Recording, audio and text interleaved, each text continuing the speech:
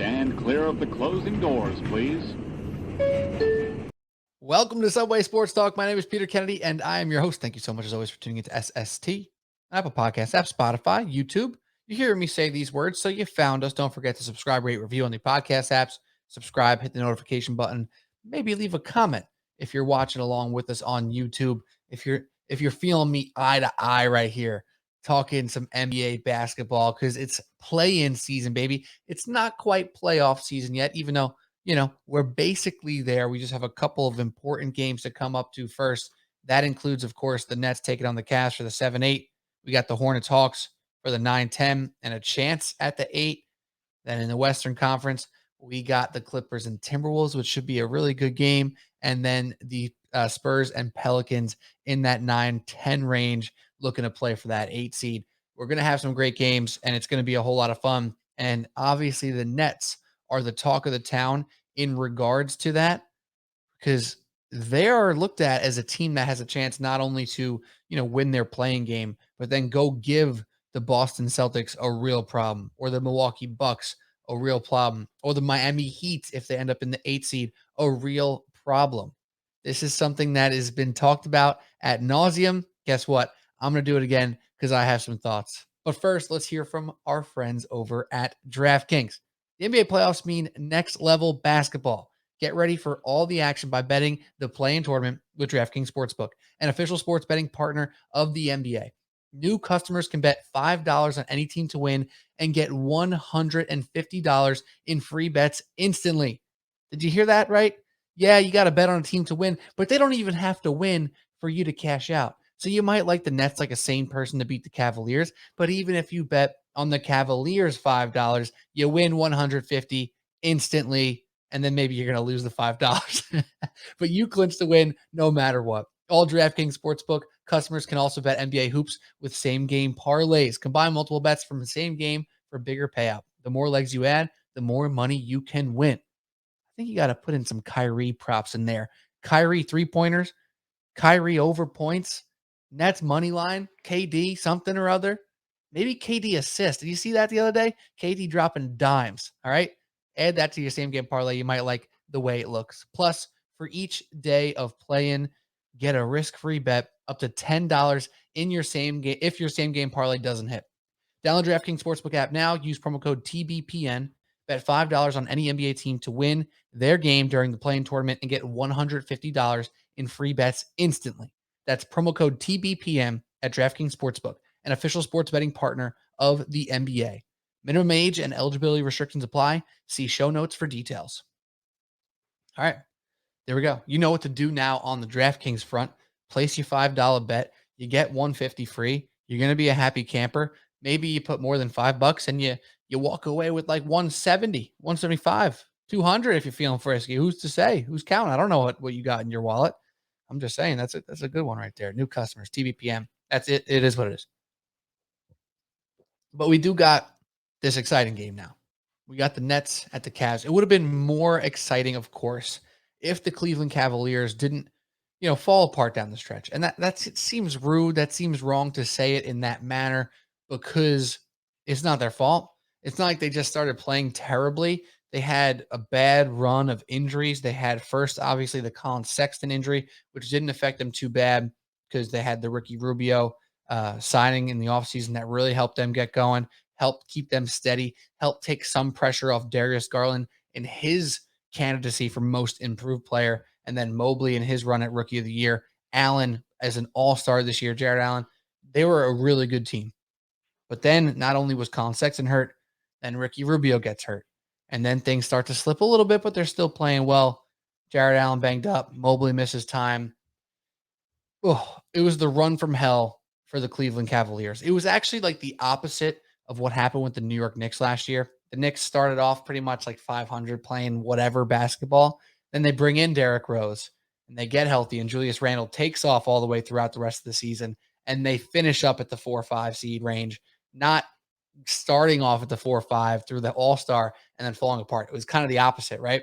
And in the end, the outcomes may not be completely different. Yes, the Knicks got the full playoff series, even though they lost 4-1 to the Atlanta Hawks.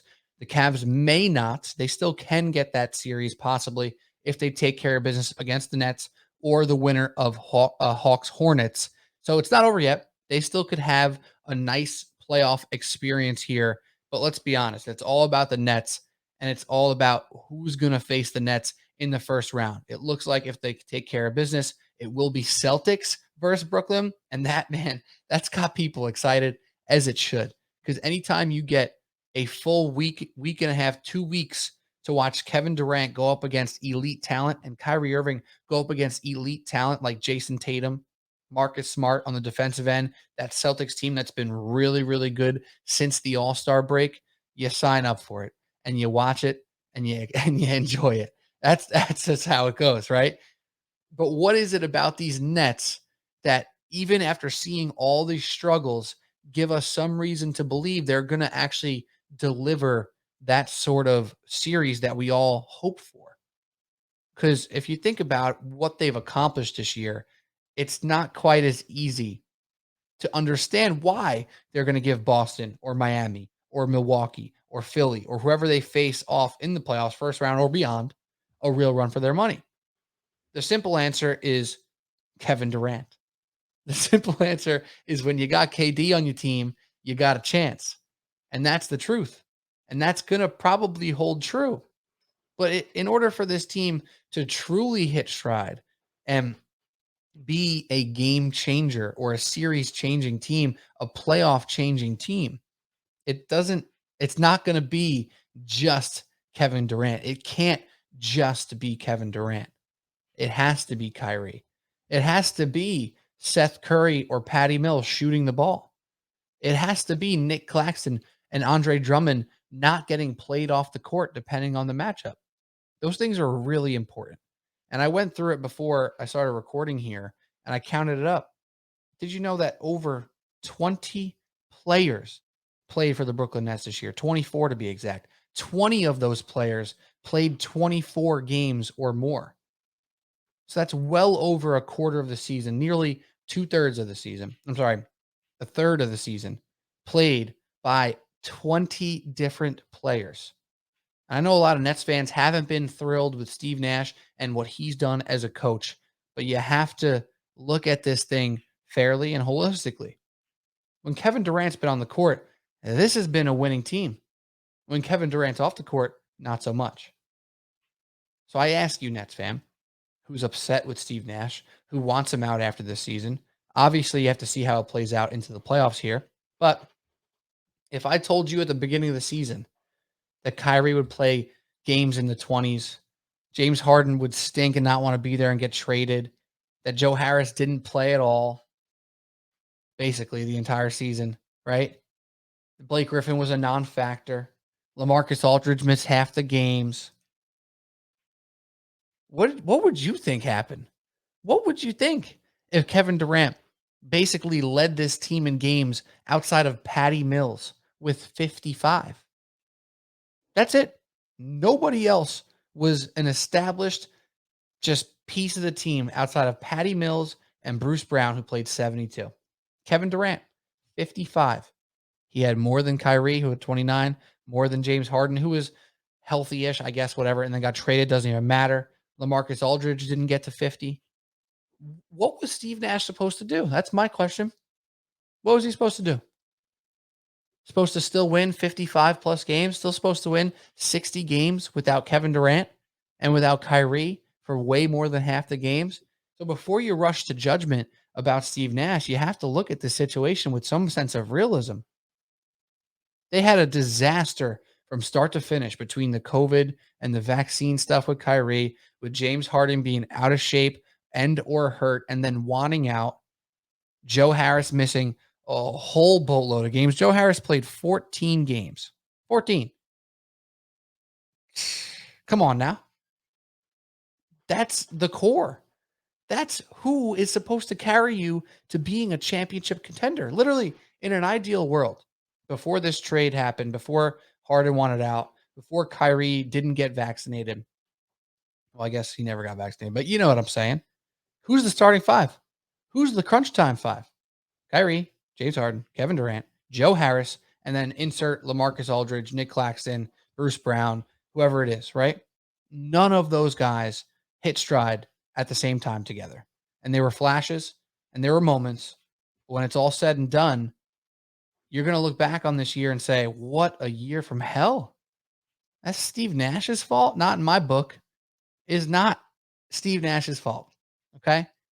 Now, what he has to do here is push the right buttons and not leave Andre Drummond out to be exposed in the wrong series, in the wrong matchup, to use Nick Claxton wisely, to maybe pull the Blake Griffin card out of his pocket in the right series where he's going to give you energy, make the right pass, maybe hit a shot or two.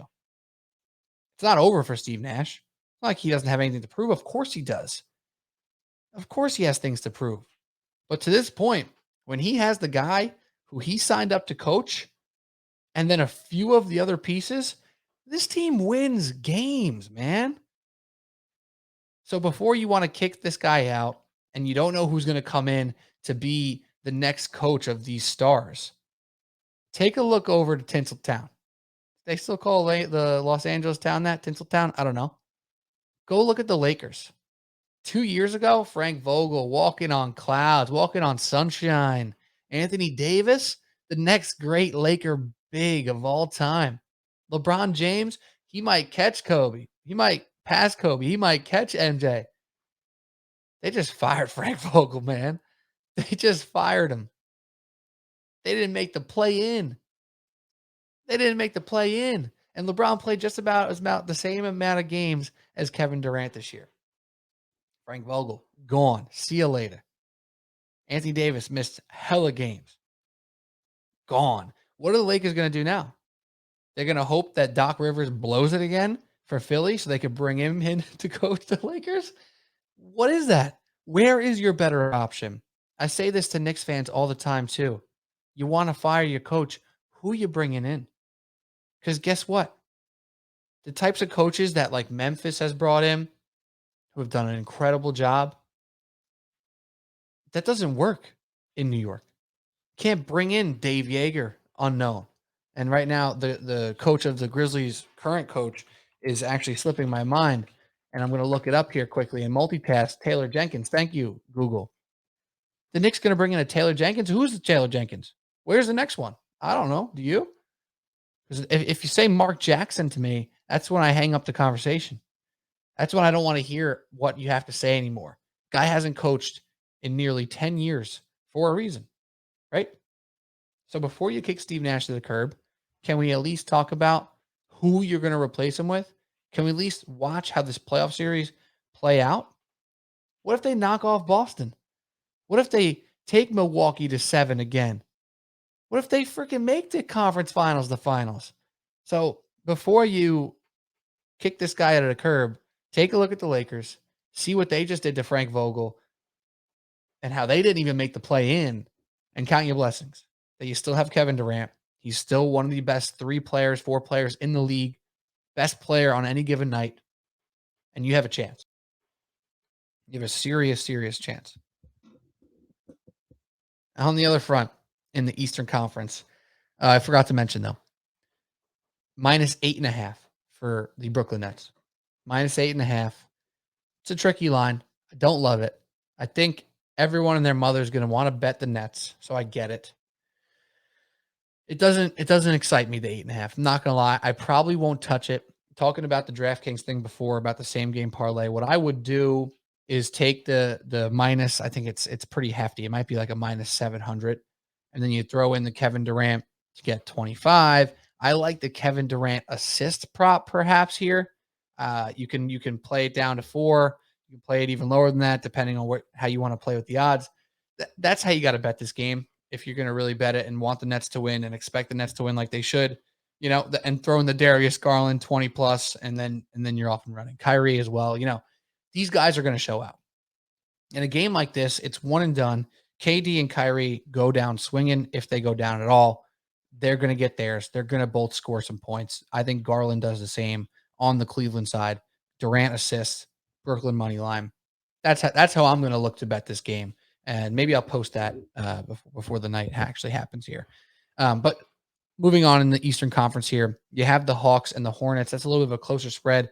Hawks -4.5. Gordon Hayward is out for Charlotte. That is a tough pill to swallow. He's such a steadying force for them. You don't think of him as deleting anything on their team because LaMelo is LaMelo, and he's been really good this year. He's a fantastic young player. Miles Bridges has taken a massive leap this year. You think of him before Gordon Hayward. But when this team's clicking on all cylinders, it's when Gordon Hayward is taking pressure as a playmaker off LaMelo, as a scorer off Miles Bridges, and being that versatile wing defender that he is. So the Hawks are a weird team here. They're a little scary, to be honest, right? Like, we keep talking about Brooklyn and not wanting to see Kevin Durant in a playoff series. If I'm sitting here as Miami, I'm saying, damn, I kind of hope Cleveland holds on to that 8 seed. I kind of hope the Charlotte Hornets knock down the Hawks because, we ain't scared, but if we had to choose, I ain't choosing the Hawks. I ain't choosing trying to chase around Trae Young and him go for 35, 40 points a night because they could beat you, man. And there won't be a lot of people betting on the Hawks to take down the Heat if they become the 8th seed, but there will be people betting it, and there will be people saying it because they're not wrong. It's a realistic thing to say. What is the Heat's biggest strength? It's the defense. It's the tenacity. It's Jimmy Butler, Bam, and Tyler Hero being good offensive players, and it's the system, right? But their weakness is half court offense and scoring in mounds, right? Like really just laying it on them. Like they don't go score 140 all the time like that. It's just not how they play. They grind it out. They can play fast a little bit, but it's really not their game. They're going to grind on defense. They're going to take a bunch of threes, yeah, with Kyle Lowry and Duncan Robinson and Hero and Struce and etc. But they're not built to play these shootouts.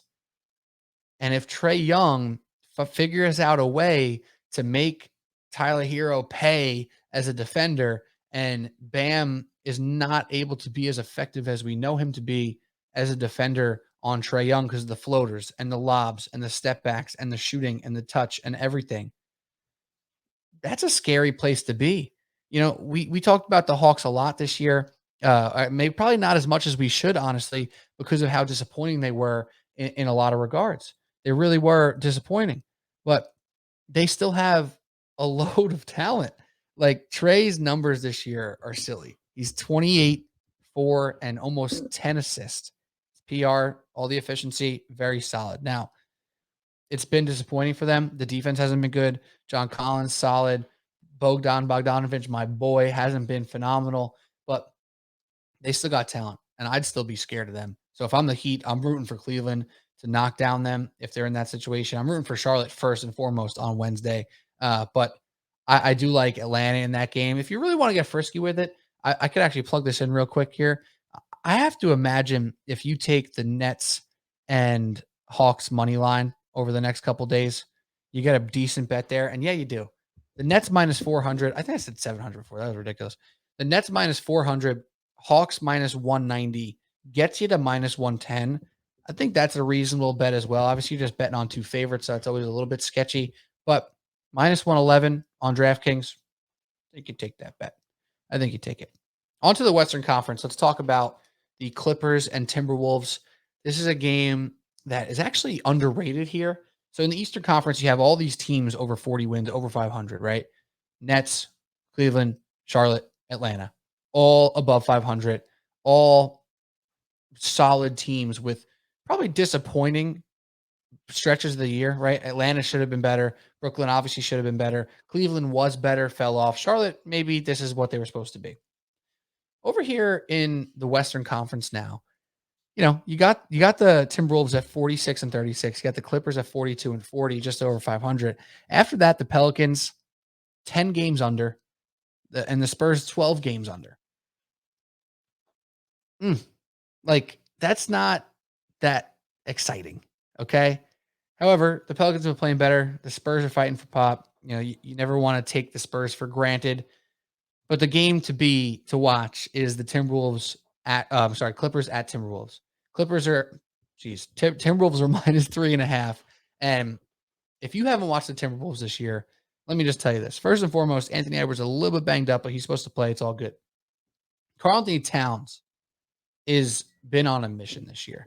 I've watched a little bit more Timberwolves than I probably want to admit. This team is really exciting. Now, the Clippers have been one of the better stories all year, missing Paul George for a huge chunk, missing Kawhi for the entire thing, and just hanging all year long and being right around 500, being a little bit above 500. Ty Lue deserves so much credit. This team deserves so much credit. But Towns has been on a mission. He's been a savage this year. He's playing better defense. The shooting is still insane. He does so much for them on offense. And D'Angelo Russell has worked his way back to that player that we all kind of liked a lot in Brooklyn without having the crazy trigger that he did then. Like, he's still taking a couple too many shots, a couple too many heat checks per se, but the passing is back and he's back up to 7 assists. And I'll never forget watching his highlights from Ohio State, just loving that dude for the vision, the cross court bounce passes in transition, just hitting shooters right in the chest with the left hand. Like, it was just beautiful to watch. And he was a guy who I projected as this amazing passing scoring guard who can really do it all for an offense. And sometimes with the heat check type of guy, the worst thing you can do is make shots. And when he was in Brooklyn, he was hitting these deep threes and it was awesome. And he made the All-Star team and they made the playoffs. And he was this guy who kind of came out of nowhere after a really, really bad start to his career in LA and, came back. He was back. He was a real dude, and then got a little too high on his horse, got a little too shot happy, didn't continue to stay the playmaker that he was all along. And that's where it got a little weird. That's where it got ugly at times because the defense wasn't there.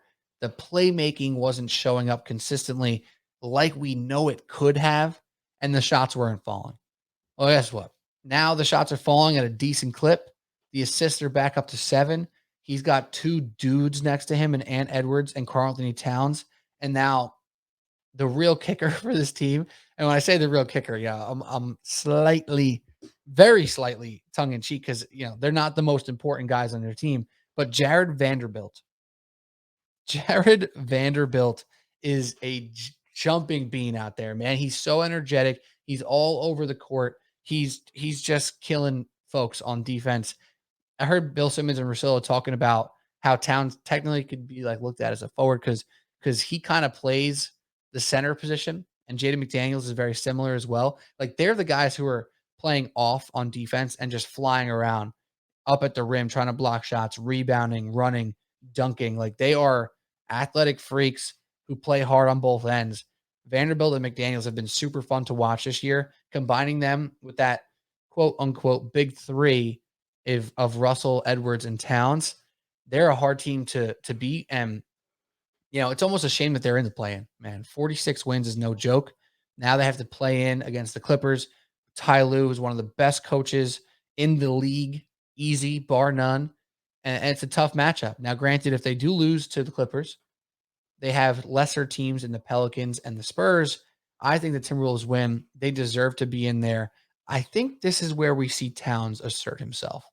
I really do. I think Towns asserts himself and reminds people that he was that dude, the next unicorn, the next big thing for a reason. Because when he first came up, it was Towns, Embiid, Porzingis, right? Porzingis obviously got hurt, never been the same. Maybe never should have been on that level. I think he deserved to be in that conversation for a while. But Embiid took over as the dude. And Towns was the guy who didn't have the winning mentality, who didn't grind on defense, who didn't play winning basketball. That had to eat at him for a long time. And after the year or 2 years now he had with family losses due to COVID, it looks like he stopped giving a shit about anything else except playing for himself, playing for his family name, playing for the loved ones lost, and playing for his teammates. It's a different vibe watching Cat now than watching Cat 3-4 years ago. And it's electric. He's one of the most talented bigs we have in this game, and we took him for granted because after Jimmy Butler left, they lost and lost and lost and lost.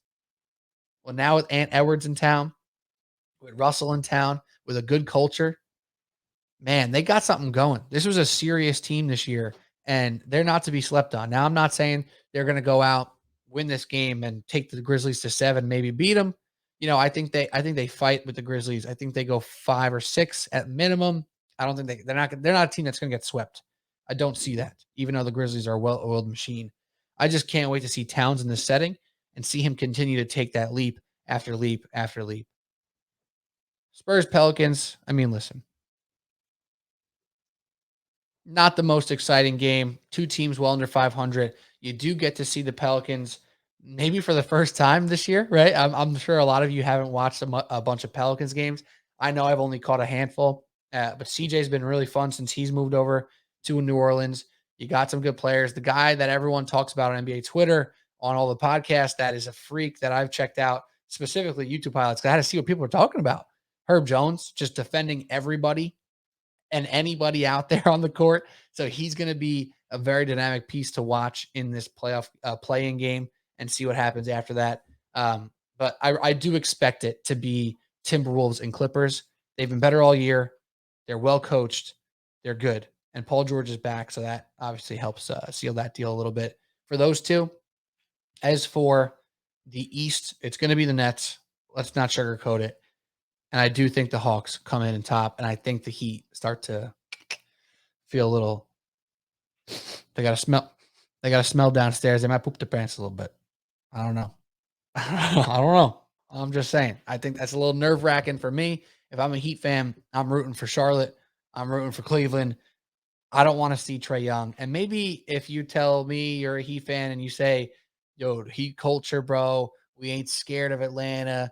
Of course, you're going to say that. And of course, you should say that. You've been the number one seed basically for the entire second half of the year. You deserve it. Your team's really good. You're really tough. But guess what? I'm still scared of Trae Young. I witnessed it firsthand last year, just picking apart this supposed great defense that was awesome, top 3 all year. Now, did the Knicks have a Bam Adebayo on their team? No, they did not. Did they have Jimmy Butler on their team? No, they did not. So, yes, advantage Heat. But you best believe no matter what you're saying out loud, you are not looking forward to a Hawks matchup with Trae Young in the playoffs to see him drop 35 in your grill every single night. Even though they've been disappointed, man, they're starting to play better. And sometimes, this young team that got a little bit of a taste last year to the conference finals, they said it themselves that they had a hard time getting up, which is a BS bogus excuse that a young team should never have. Maybe there's something to it. And maybe they show up in these playoffs and the bright lights are on and they start chirping and Trae hits shots. And all of a sudden it's game 6 and you're like, whoa, what happened here? We're a 1 seed. Okay. So take your Heat culture and check it at the door.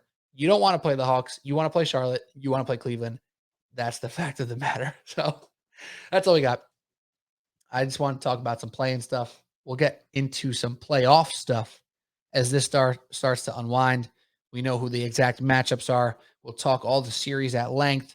We'll talk awards maybe at some point. I didn't want to do that tonight just by myself. So we'll get into that as well. But it's playoff season. It's great stuff. We have baseball season as well. So if you're watching this on YouTube, go check out the other video if you haven't already. Talking, Mets and Yankees, quick vibe check after the first weekend of the regular season. And if you're listening on the podcast, just stay tuned. It's coming up just in a moment. So thanks for listening so far. Pete Kennedy, stay tuned or click over for some baseball talk. Mets and Yankees. Let's get it.